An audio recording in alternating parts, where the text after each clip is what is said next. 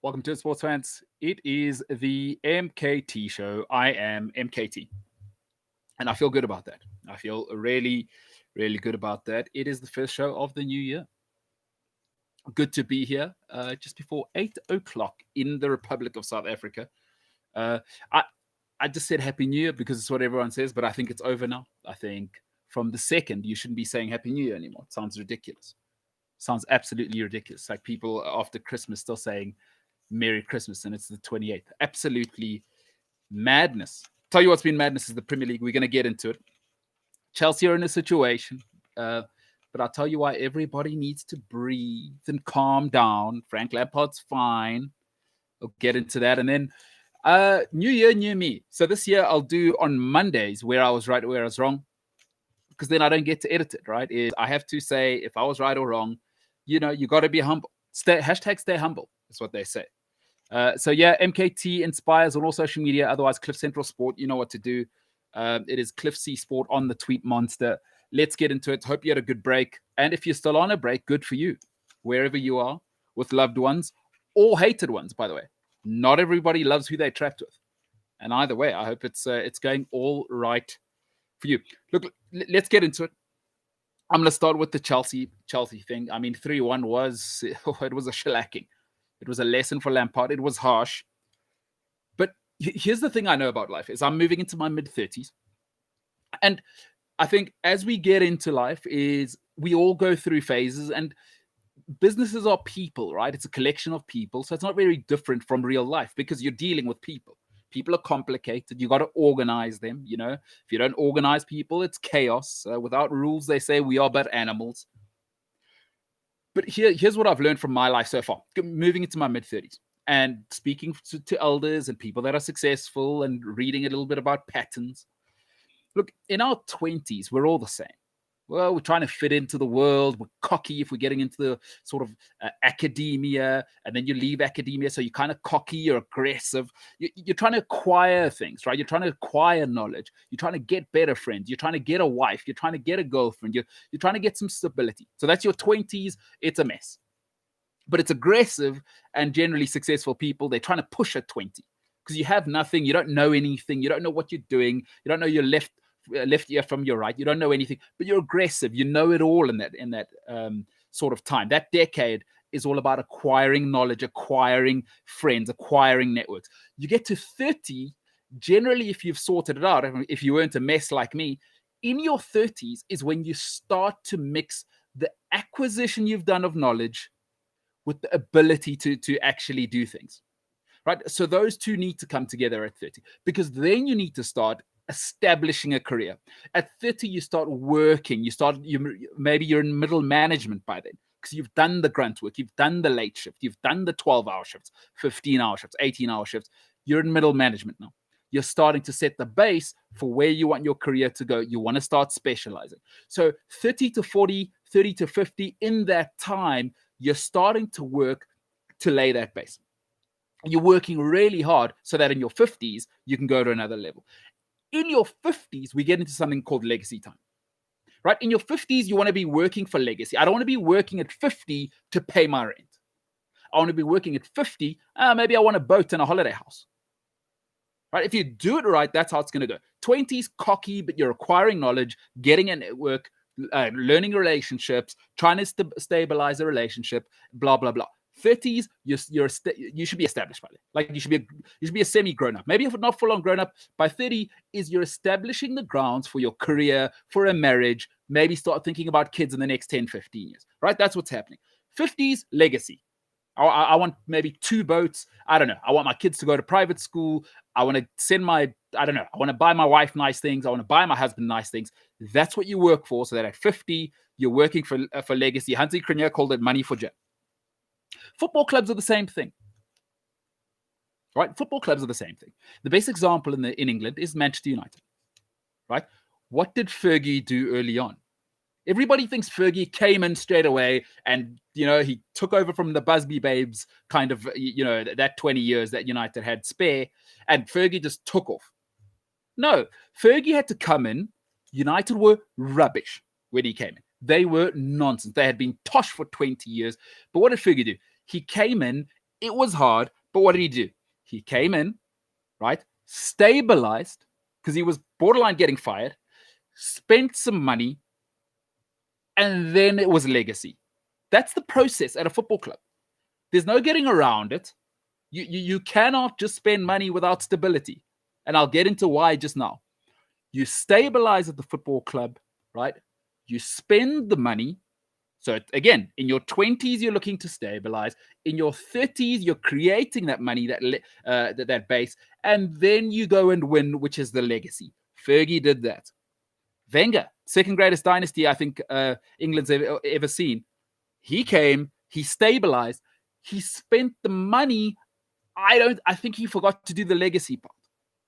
But the process was the same. What did he do? He came in, got rid of the drinking culture, brought in and changed the face of English football. Diet, training, right? Different. Where Arsenal stopped was the legacy part. They never quite got there. Then the third dynasty and the current dynasty, and I think Man City are probably they'll have to be at this stage, be seen as the next dynasty. But Chelsea are the current dynasty. Roman came, he stabilized, he spent the money for 15 years, and they've won. Nobody's been more successful in England over the last 15 years, 16, 17 years than Chelsea since Roman arrived. So they've spent the money now. They're in their 30s, right? They spent the money, they're acquiring, they're laying a base. Now it's time to go to the next level. It's time to do what Arsenal couldn't do and what Fergie did like nobody else in British football history, get into the legacy part. But that doesn't just happen. Because Chelsea now, they got the reputation, they've got the trophies, they've got the gloss, they've got the location in London. What are they missing? They're missing sort of 5, 10 years. They're missing a figurehead. Because even Jose Mourinho, as much as you may love him, he's not a dynastic figure. It was never that Fergie, okay, he built it and went 2 dynasties in a row, 2 trebles, right? Fergie did that at 2 Champions League in 2 different decades with 2 different sides. Fergie did that. The treble. Now that's a mark of a man that has gone, all right, I've done everything. 20s, 30s, I worked for my 50s. In my 50s, money for jam. Because by the end, it was just fun for Fergie. It was, all right, let's get Ronaldo now. Let's get Tevez. I'll tell you what, while we're at it, let's put him with Rooney. We'll bring Evra in. We'll bring Ferdinand in. We'll bring Vidic in. And now we're having a good time. That's your 50s. You want to be having a good time. Chelsea haven't done that. Where are they? They're in their early 30s. But this idea that Frank Lampard should get fired is absolute lunacy. It is absolute. It is so crazy. It is because everybody wants it now. Right? I'll tell you what you want to avoid is Chelsea. And you've seen the mistakes. Why follow these 2 clubs? The 2 dynasties I've just told you about have failed, one for 17 years, and United are into their 8th year of failure. You don't want to be Man United because this idea that, oh, Chelsea and City are the only people that spend. Man United over the last six seasons are the second highest spending club in the league. What you don't want to be is you don't want to forget the process. Foundation, money, legacy. Man United forgot that you can't just fire managers the whole time. You can't fire Moyes after 6 months. You cannot fire LVG after a year and a half. You can't fire Mourinho after 2 years. It's not going to work, right? Because what we're doing is United are really back in their 20s. They've now got to reacquire that base. You don't want to be Man United if you're Chelsea. You don't want to start getting into that cycle because you've done the sacking. You've done the rotation of managers. You've done the easy part, which is the winning of trophies. Now it's about the legacy part. Lampard's got to stay to build that. You don't want to be firing Moyes. You don't want to be firing LVG. You don't want to be firing Mourinho and spending £1.5 billion. And United have been a disaster. In the last 7 seasons, they've spent 4 seasons in the Europa League. That's not who you want to become. And you certainly don't want to become Arsenal because that has been a train smash for 17 years.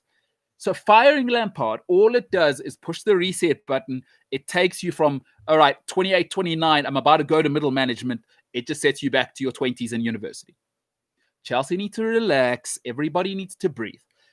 And the model right now is Liverpool. You want to be Liverpool, right? Is Jurgen Klopp, what happened? He came in, 2.5 years it took. Let me sign all of my players. Let me get rid of the old regime. It took him 4 years, folks. And people act like Jurgen Klopp's won trebles. He's won one title and one Champions League. It's taken him 5 years. And this season's looking shaky, to be honest with you. Would we relax? Lampard's fine. He had a terrific season last season. It's his second year in management. It's really his first season with high turnover at Chelsea. That's not an excuse for the performance, but Jurgen Klopp took 4 seasons. And listen, I spoke to a Liverpool fan recently, and the way they put it, it's like Klopp has performed magic at Liverpool. There is no magic, folks. Liverpool have spent as much money as the rest since Klopp has arrived. They broke a world record for a goalkeeper. They broke a world record for a centre-back. By the way, Gini Wijnaldum cost a fortune. Fabinho cost a fortune. Keita cost a fortune. Sadio Mane cost a fortune. Mo Salah cost a fortune. Firmino cost a fortune. It's not that easy. And it's taken Klopp, who's been in the game as a manager for 15 years. Lampard's in his second season of real management. I mean, last season was a miracle for Chelsea. So relax. Chelsea are fine. Lampard's fine. It's got to be a part of the process. Because what you don't want to be is Arsenal or Man United. Because Man United have had to reset 3 times now. They might as well have kept Moyes because they're in the same place now they were in 7 years ago.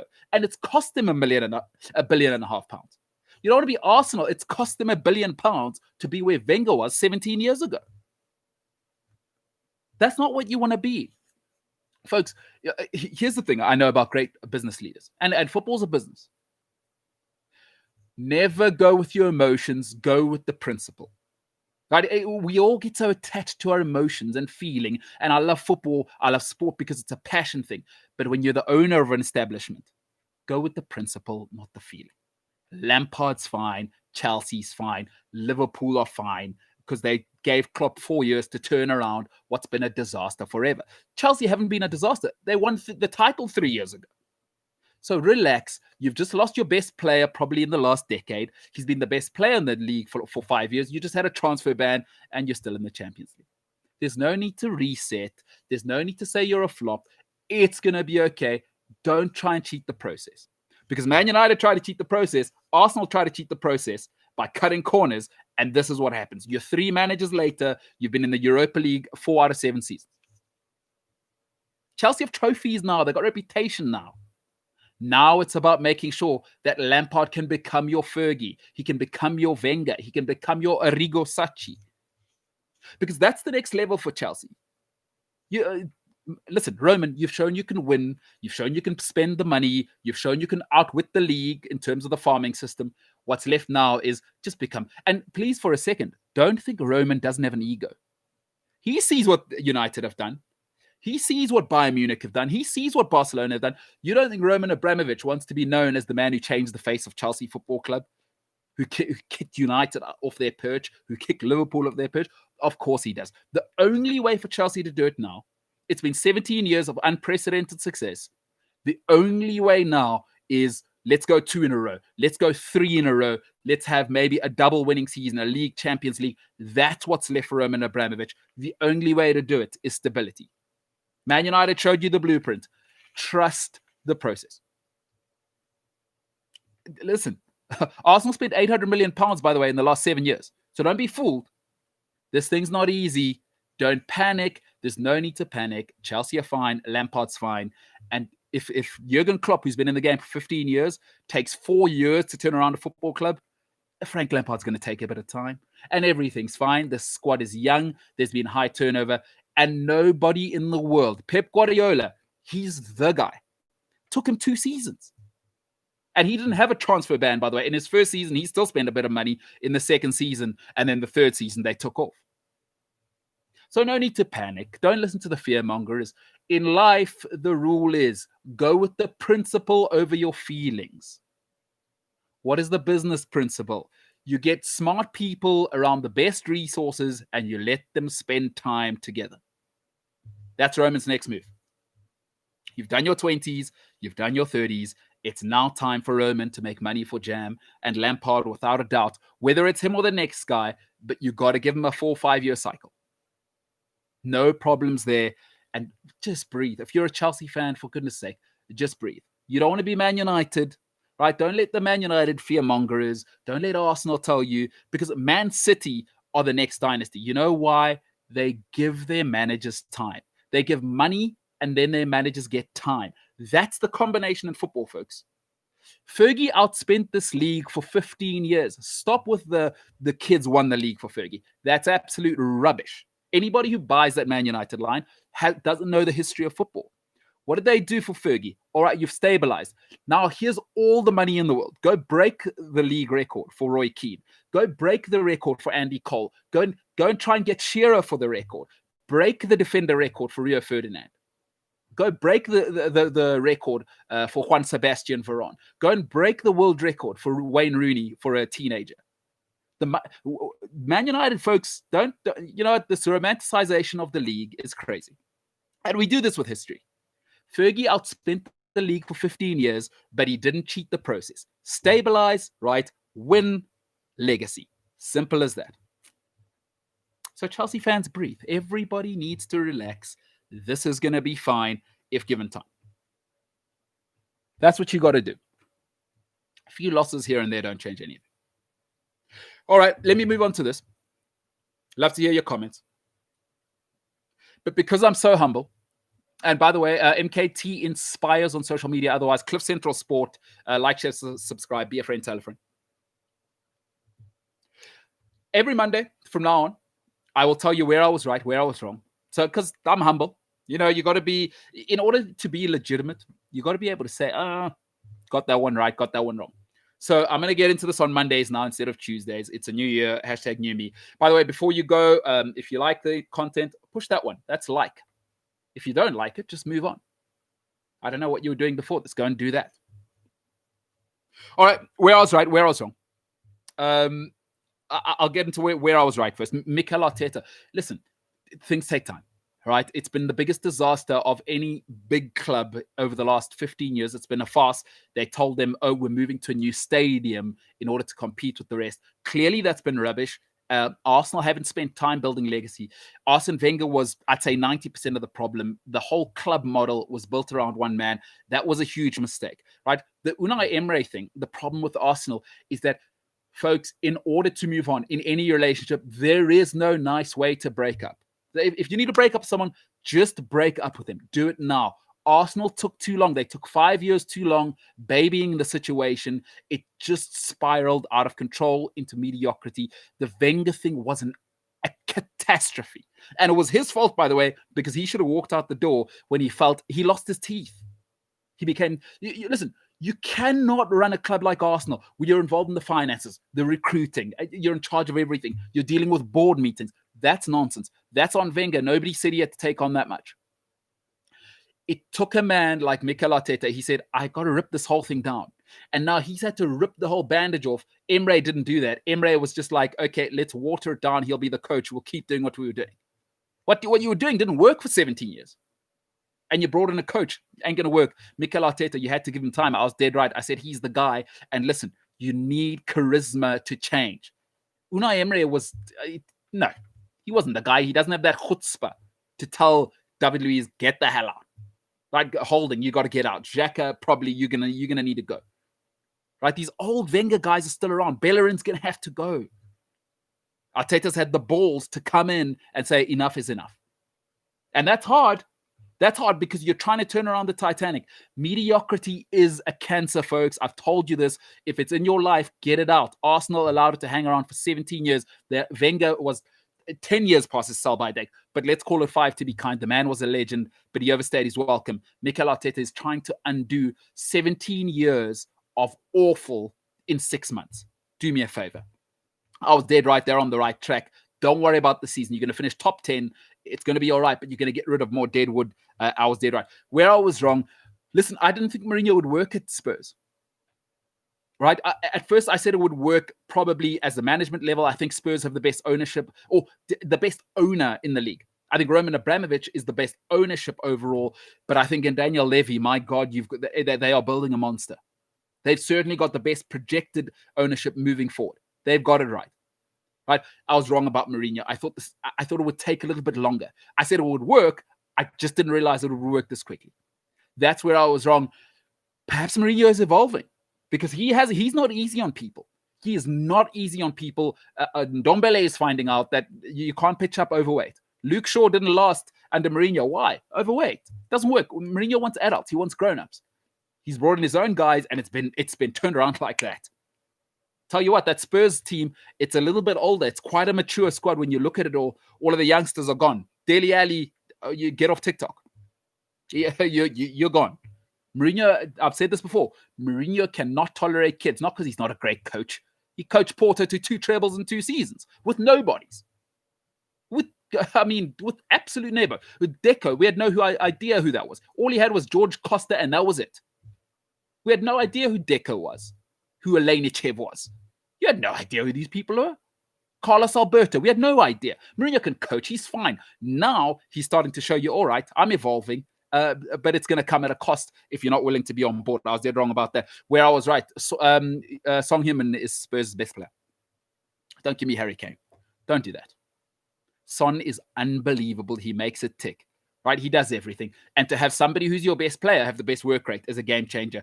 Spurs and Son Heung-min, tell you something, it's going to be hard to not have Son as your player this season. He's been out of this world. What doesn't he do? What doesn't he do? He is unplayable. This guy is unplayable, and he's taking Harry Kane to another level.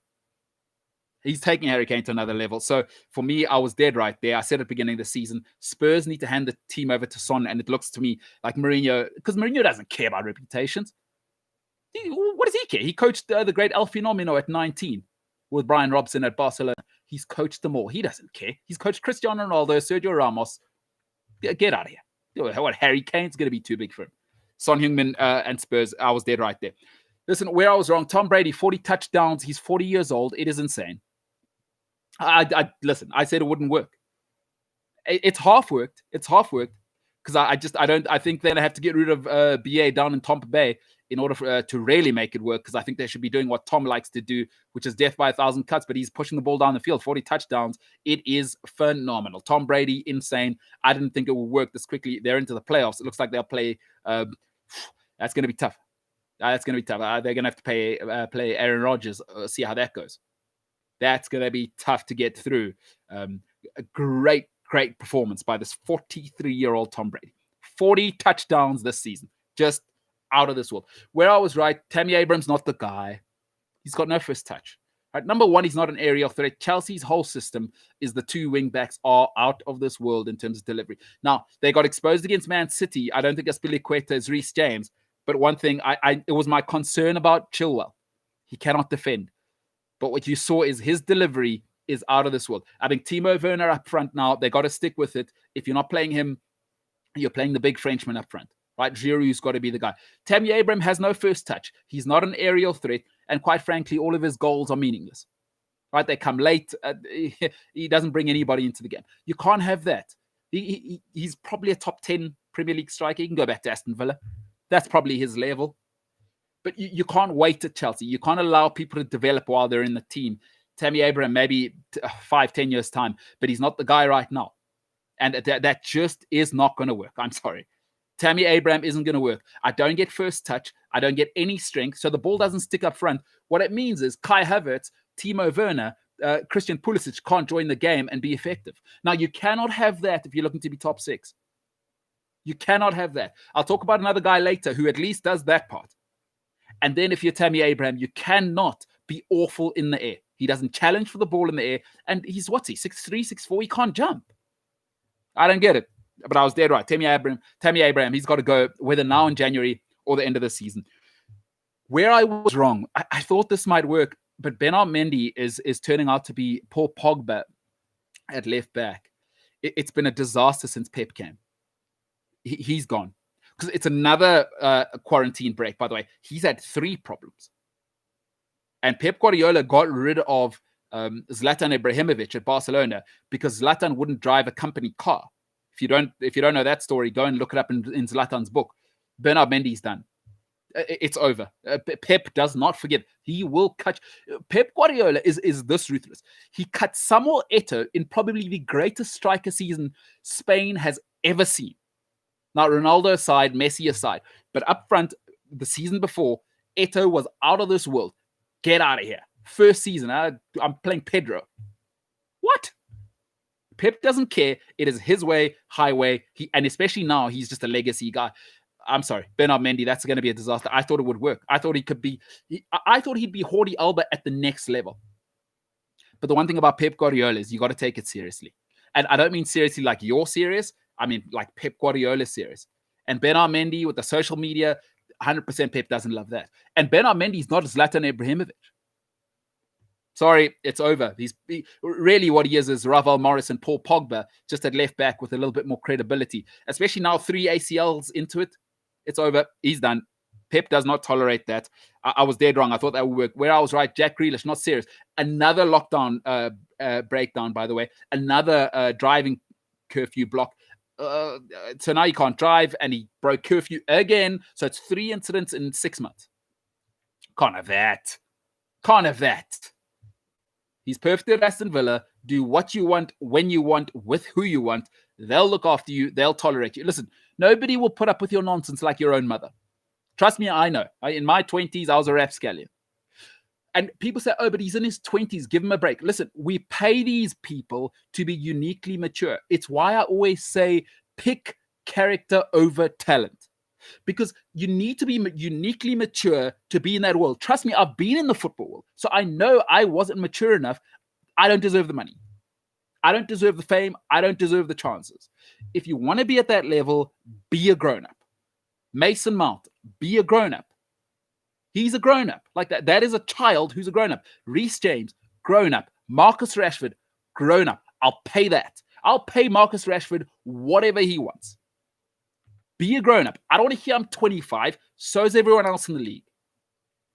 Folks, when companies pay you, there's a language in the corporate world. It's called money. And you know what they do? There is a language. By the way, they pay you, right? And they expect you to be good. But that's expected. But what they're really saying is, if we pay you more than everyone else, we expect more from you. That's what they do. Is because you don't want the middle management acting like the CEO. For the CEO, and that's what you are when you're the captain of the club, by the way, you pay the CEO not for the good times, for the bad times, so that when the dressing room gets out of hand, you need Grealish sorting it out. Not Grealish being the problem. That's not why we pay you. That's why Gareth Southgate doesn't pick him. Folks, it's a corporate world. The Premier League is a corporate world. You can't pay your CEO to be Jack Grealish. And I was dead right. You can't have that. I think Man United dodged the bullet. They don't need him and Jesse Lingard and who's the kid who was with Foden, Greenwood and Pogba. You don't need that in your dressing room. You don't need Martial. You don't need these guys. And then you got your own captain in Mob. Where was he? In Mykonos. You don't need that. I think if they gotten him and then you also get Sancho, you have a big problem. I was right on this. Nobody should touch Grealish. And stop telling me about his talent. By the way, I saw Gaza live. If he was Gaza, listen, it's a production tolerance world.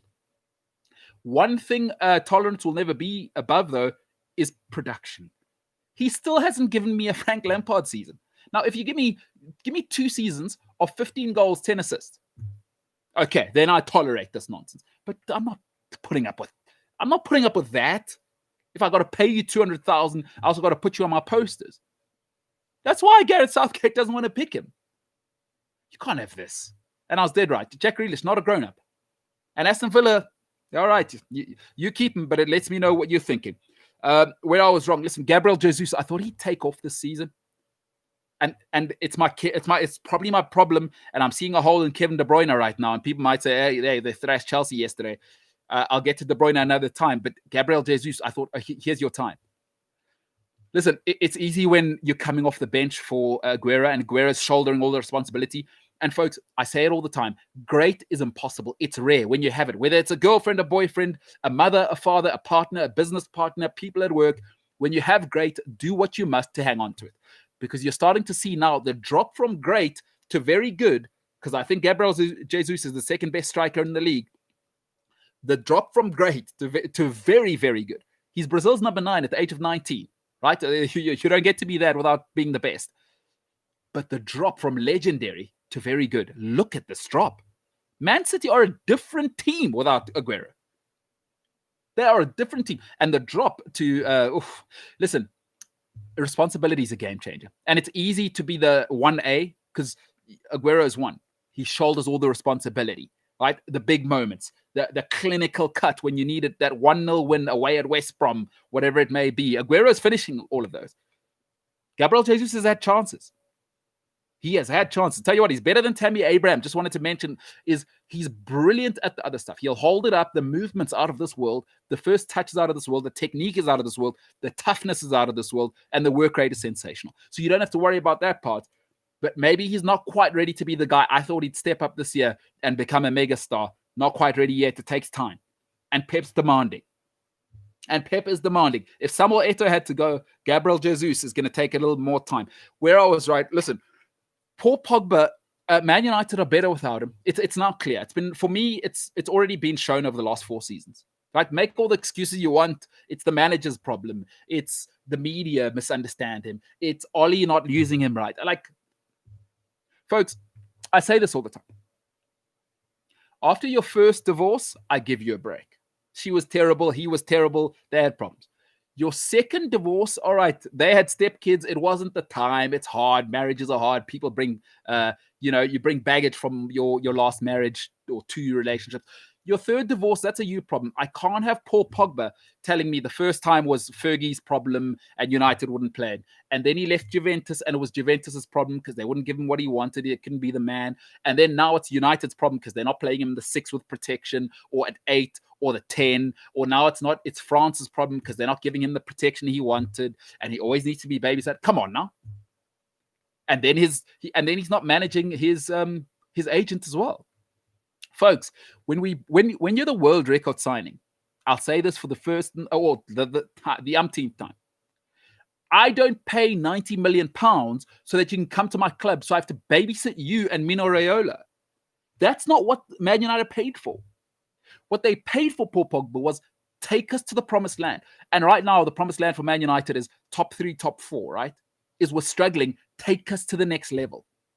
Not do we need to be Europa League 4 out of 7 seasons, 3 of the 4 you've been here. Come on now. Like, if you don't think I'm right now, then, I can't help you. Like, you can be devout to Paul Pogba, but you're going to have to at some stage admit, okay, it's the 5th season, and I've said it before. The best season you've had under Mourinho, Pogba was injured that season. This is the best season Man United have had in 7 years. Right? It's been their best start in 7 years. What's the secret? You're playing Fred, McTominay, and Bruno. No Pogba, no drama. Everybody takes it seriously. We're all in. There's no Instagram nonsense. Lingard out. Martial, your role has been reduced. We're winning without you. Folks, at some stage, character over talent, at some stage, just admit the Pogba thing was a failure. It's been 4 wasted years for Man United, and you don't have to like that for it to be true. Go and look at the numbers when he's in and go and look at the numbers when he's out. It's over. And I was right. Lastly, where I was wrong, listen, I still don't understand. Why is Faf du Plessis still in the Test cricket team? Like, the guy averages 41. All he does is bat. Folks, he's been batting 3, 4, 5, 6. Is that all you give me? I cannot have a 41 average over that time and you're still surviving off blocking that innings in Australia. Folks, Kane Williamson's averaging 53 now, right? Smith is averaging 56. Virat Kohli, 55. If you're going to be in the team just for batting, because Faf doesn't bowl, he's not the captain anymore, he doesn't give me anything else. Right? Just stop telling me about dressing room camaraderie. It's been a mess for 18 months. What's he still doing in the team? Don't give me the 199 against a depleted Sri Lanka team. It's been an absolute shambles for 18 months under Faf. Why is he still there? You cannot average 40 in Test cricket, and that's all you do, and it's good enough in an international team. I think him and Bavuma should have gone a year ago. Bavuma, it's over. You're not going to convince me anything there. But Faf should have been over a while ago. In my opinion, Faf's played 30 too many Test matches. Why is he still there? I was wrong. I thought SA cricket might move on. I just don't get it. I do not understand it. Now you don't have the excuse of he's the captain. Like, I'm not going to have 40 as an average and you do nothing else. Folks, Adam Gilchrist averaged 47 at the end of his career. He was a wicketkeeper batting number 7. I'm sorry. And Faf has no excuse, right? Because in his time, and why he should be averaging 47, 48 comfortably. Look at the batting lineups he was in. At the beginning, Gibbs, Smith, right? In the later years, it was Smith, Elgar, Amla, Cullis, AB de Villiers. Those are the 5 players he's been around. Why does he average 40? He's got no pressure on him. And then add to that, the bowling's taking the pressure off you because you've got Morkel, Steyn, Rabada, and Philander. Maybe the best bowling quartet we've seen since the great West Indian quartet of the 80s, 90s. So why doesn't Faf average 58? Some might say that's ridiculous. Just give me 48 with the bat. Cullis, Amla, Smith, Elgar, de Villiers. So you've got 5 world-class batsmen, and all you need to do is play your role. And he's giving me 41. Come on now. Come on, folks. What are we doing? What is the Proteas plan from here? Shocking. I can't believe he's still in. Bavuma's got to go. But Bavuma's a topic for another time. I do not understand what Bavuma's still doing there, giving me 30 with the bat and nothing else. Bavuma's got to go. But Faf du Plessis, I mean, come on now. Come on. It's pathetic. And don't give me 199 against Sri Lanka. Don't give me that. Right? I've got enough data now over the last 2 years to say that should have been blown up a while ago. All right, love to know what you think. MKT Inspires on social media. Otherwise, Cliffs Central Sport, Cliffs Sport on the Tweet Monster. All right, take some questions. Oh, go. Would you look who is back in the new year? Jesse Randlehoff. Would you believe it? Mr. Arsenal himself. He says, it was really hard to keep supporting Arteta. The win against Chelsea was amazing. Listen, folks, change is hard, right? Change is hard in anything. If you've ever had to, I don't know, break up with a girlfriend, it's the easiest example. Move a job, move cities. Change comes with pain. I don't care who you are. The older I'm getting, I shouldn't speak for other people. I'll tell you, for me, the older I get, I don't like change. The older we get, Arsenal now have been 17 years of just Wenger. It's hard. Because when you need to change has to be absolute. Otherwise, you're not changing. You're just readjusting. With Arsenal just readjusted. Now they have to change. Because you know what they have to do now is put the manager at the center of the club. And that's hard. When you had Wenger running everything, and now you're going to get a sporting director, you're changing the whole business model. Folks, it took Bezos 20 years to be what he is. Because it's hard. It's hard. It took Elon Musk 15 years to be what he is. He was PayPal first. Change is hard for everybody. So I'd stick with him. Jacques Wilson, Chelsea was utterly disgraceful. I couldn't agree more. But I can't be a hypocrite. Just because I'm a Chelsea fan, change is hard. And all change comes with pain. And the great saying is this one, right? Is man cannot remake himself without suffering, because he is the sculptor and he is indeed the marble. So if you're saying true change, it's impossible without suffering, because you are the sculptor and the marble if you're really undergoing change. So Chelsea are now undergoing change, and it's painful stuff. Jesse says, it's been a really weird season. You've changed. Have you changed your mind on the top 4? I have not. I still think City are going to win the league. I'll do top 4 tomorrow, but I still think City are going to win the league. And people say I'm crazy. I still don't think, and I've seen enough, I don't think Liverpool are going to win the league or be top 4. I think it's going to be exactly as I said. I think it's going to be City. It's going to be Chelsea in there. I think Leicester are going to be in there, and I think Everton are going to be in there. I'm not changing my mind on that. I don't change my mind, Jesse. Once you have an opinion, you got to go with it. Tottenham is definitely winning silverware. I don't know about that one. My problem there, Jesse, is who do you bring off the bench when Kane gets suspended and every season he gets injured? What do you do then? Son can't play every game, especially a guy with that work rate. Lucas Moura? Celso? You don't love that. So Tottenham winning silverware, maybe Europa League. Maybe. Don't know so much. You got to have depth. I think Mourinho always succeeds in his second season. So you'll turn it around this season and then expect 5 or 6 signings in the off-season. And then next season, Tottenham are going to be a problem. A real problem. Jacques Wilson says, I think Brady is the best quarterback ever. He was bigger than the Patriots. I 50% agree with that. I think he's the greatest quarterback ever. But I think it's 50-50 with Belichick because Belichick built the system. It's very easy for people to say Brady's the greatest and he was the system, but you needed a system to come into to win. So it's like saying Cristiano Ronaldo without Fergie would have been Cristiano Ronaldo. I don't think so. I don't believe it. Drogba without Mourinho is not Drogba. Henry without Wenger, unfortunately, Wenger came first, right? He picked you, he put you in the system, created the system. So I'd go 50-50. I wouldn't say he was bigger than the Patriots. I think the Patriots will be fine. Remember, Jacques, the Patriots had 8 opt-outs this season. Patrick Chung and that lot, 8 opt-outs. And they still, listen, the Patriots were really one touchdown losses from being in the playoffs, from being 9-7. So it's not like they got blown off the field. And they had 8 opt-outs. And Brady left. And Gronk left. So I believe in Belichick and I believe in systems. So I'd give him 50-50. But Brady, of course, it's not even close. Listen, it's not close. Nobody's in the same universe. Listen, the whole argument, if you're into the NFL, was always Steve Young was 4-4, right? That was the argument. He went to 4 Super Bowls, won 4.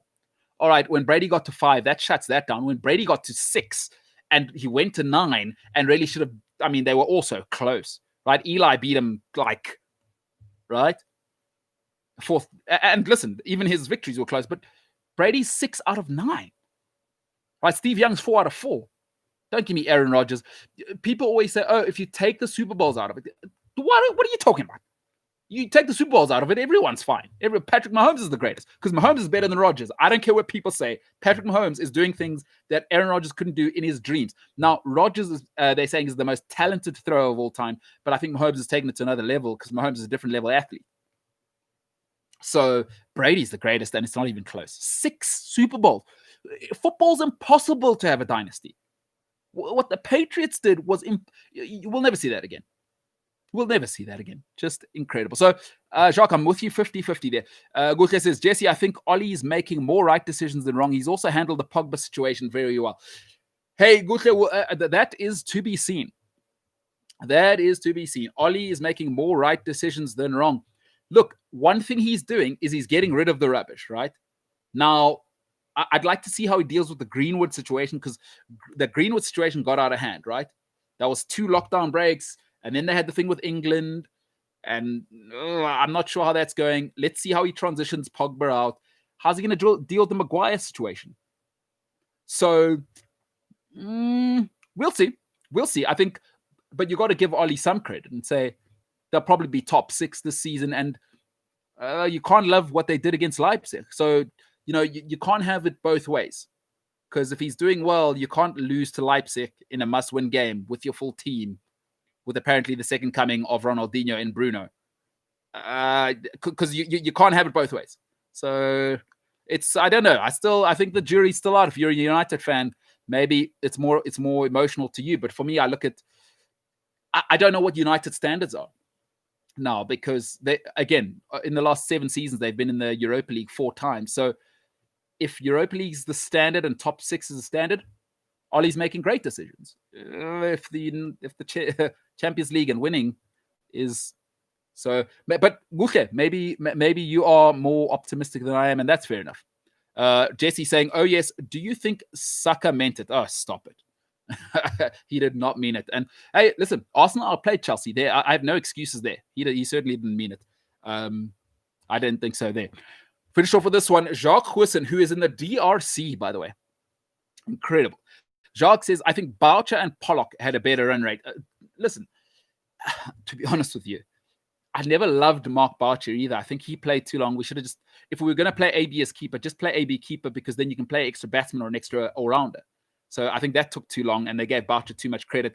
But there was the dynamic of Boucher being best mates with Graham Smith. There was a whole dynamic in that dressing room. And a very close friend of mine, I can say it, she worked in that dressing room environment. And we've had a few chats about why that went far too long. But listen, Faf's got to go now. Like, it's over now. The Proteas change is hard. The next 6 months are going to be rough, because you know what's happened is we've left the transition too late. We allowed Cullis, Amla, and AB to retire all in 18 months without grooming everybody. But this is what happens when you don't have systems.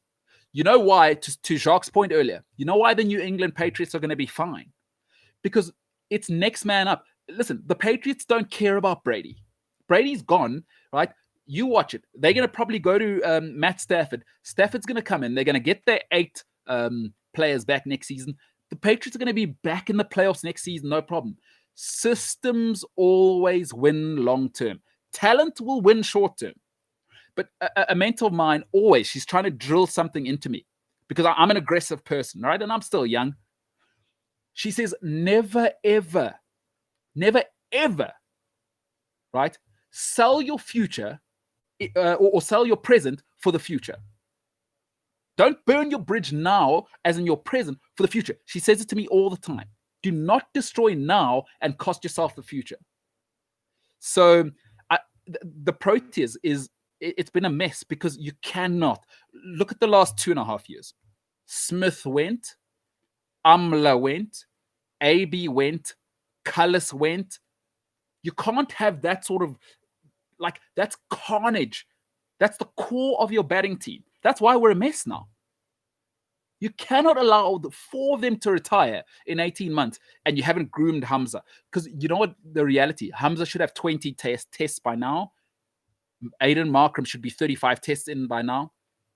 But we didn't have a system. So we didn't plan. If you're in business, you understand continuity.